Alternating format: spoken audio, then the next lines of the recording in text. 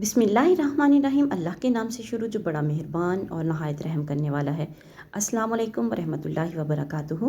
लाखों करोड़ों दरूद सलाम नबी पाक सल्लल्लाहु अलैहि वसल्लम और उनकी आल पर। आज हम आप लोगों के लिए लेकर आए हैं सूरह नसर का वजीफ़ा।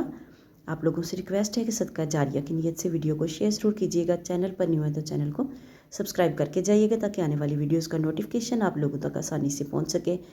सूरह नसर, इस सूरत की तिलावत हर किस्म की मुराद पूरी होने के लिए बहुत ही मुफीद है, बशर्ते कि इस सूरत को अलहदगी में बैठकर 313 मरतबा पढ़ लिया जाए। अलबत्ता हर नमाज के बाद अगर इसे 7 मरतबा पढ़ने का मामूल बना लें तो हर मुश्किल आसान हो जाती है अल्लाह के फजल करम से।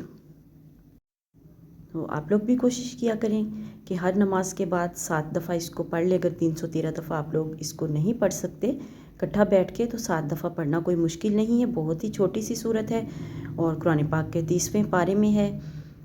और आप लोग इसको पढ़ें खुद भी और अपने बच्चों को भी सूरत को याद करवाएं और उन्हें भी तलकीन करें कि वो भी पढ़ें। अल्लाह हाफिज़।